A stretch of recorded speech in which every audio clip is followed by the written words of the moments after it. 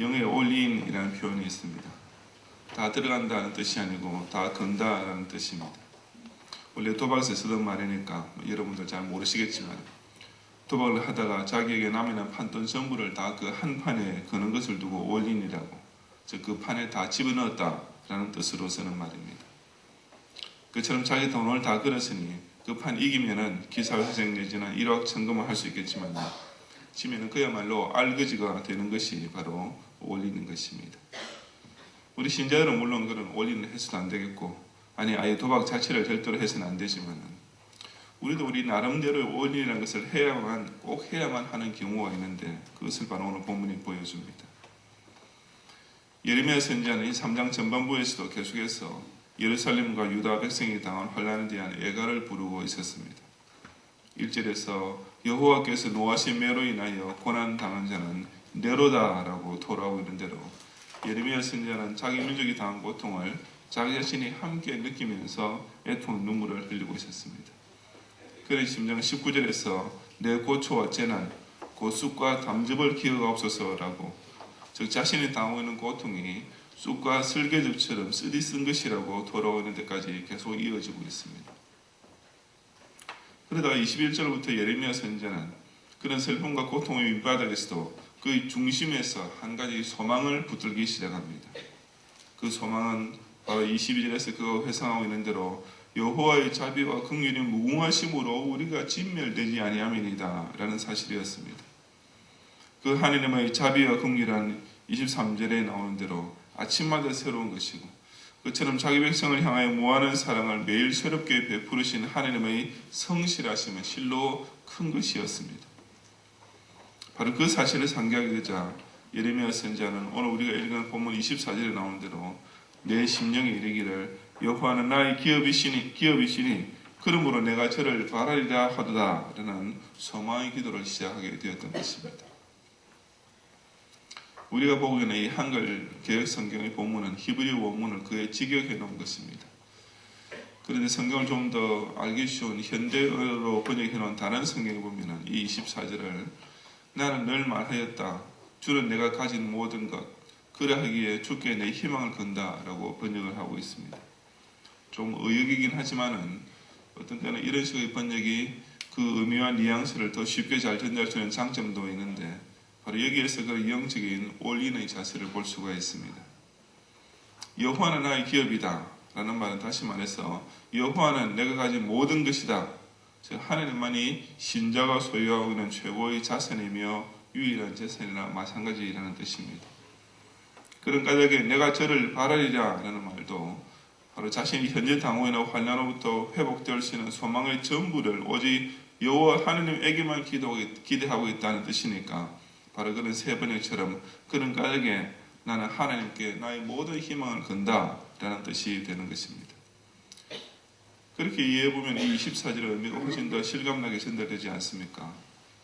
하나님이 내가 가지고 있는 모든 것이나 다름없고 나는 나의 미래와 인생을 그래서 오직 여기에만 다 걸어놓고 있다 라는 자세야말로 우리 기독 신자들만이 할 수 있는, 또한 해야 하는 영적인 올인인 것입니다. 다시 말해서 우리가 하나님을 의지한다고 할 때는 반드시 거기에 전부 다 거는 것이 되어야지 결코 무슨 2차적인 대비책처럼 하나님을 의지해서는 안 된다는 뜻입니다. 일단 내 뜻대로 내 방식대로 살아보고 그것이 잘 안 될 경우를 대비해서 하나님께 부탁도 미리 좀 드려놓자 라는 식의 자세는 절대로 하나님을 제대로 의지하는 자세가 아닙니다. 마찬가지로 우리가 하나님 의지를 해보아서 잘 될지 안 될지 잘 모르니까 안 될 경우를 대비해서 또 미리 좀 남겨놓은 것, 다시 말해서 다른 대비책을 따로 하나 더 만들어 놓은 후에 일단 먼저 하나님을 의지해 보았다가 잘 되면 다행이고 안 됐을 때도 별 큰 탈은 생기지 않도록 해두자는 식의 자세 역시 결코 하나님을 전적으로 의지하는 자세는 아닌 것입니다. 그런 식으로 하나님을 차선책으로 일이 잘 안 될 경우의 보험용으로 써먹으려 한다는 것은 그 자체는 이미 불신앙이요 신성모독의 범죄가 될 뿐인 것입니다. 우리가 하나님을 의지할 때는 무조건 항상 올인이어야 합니다. 처음부터 하나님께만 모든 것을 다 걸어놓고 시작해야 하며 끝까지 그 하나님께만 모든 희망을 지키고 살아야만 하는 것입니다. 그처럼 영적으로 올인하고 사는 성도가 자신의 인생의 한판에서 완전히 망하고 알거지가 되는 일이 있겠습니까? 절대로 그런 일은 일어나지 않습니다. 왜냐하면 하나님께서는 그처럼 당신의 자비와 긍휼에만 전적으로 의지하는 성도에 대해서는 항상 100% 성실히 대해 주시는 분이시기 때문입니다. 사실 세상의 도박판에서는 올인을 한다는 것은 보통 떨리는 일이 아닙니다. 만약 그 판을 지면은 그야말로 모든 걸 다 이런 빈털터리 거지가 되기 때문입니다. 그래서 자기 머릿속으로 온갖 계산을 다 해본 후에 그래도 이길 확률이 조금이라도 많다 싶을 때 올인을 할 수 있지만 그래도 역시 두려운 것은 어쩔 수가 없을 것입니다. 하지만 우리 기독 신자의 올인은 절대로 그런 걱정이나 염려가 두려움이 조금도 없습니다. 왜냐하면 신자는 자기 인생을 살아계시고 전능하시고 또한 신실하신 하나님께 몽땅 다 걸었기 때문입니다. 자비와 긍휼이 무한하신 하나님께서 살아계시는 것이 틀림없으니 나는 절대로 완전히 진멸당하지 않는다. 당신의 사랑하시는 자녀에 대해서 변함없이 성실하신 하나님께서 살아계시는 한 나는 반드시 제기하고야만 한다. 이렇게 의지하며 기도하는 사람은 절대로 회복되고야만 합니다. 내가 하나님을 나의 전재산으로 삼고 모든 희망을 여기에만 걸면 나는 반드시 30배, 60배, 100배로 딴다 라고 확실히 믿고 올인하는 사람은 이길 확률이 문자 그대로 100%인 것입니다.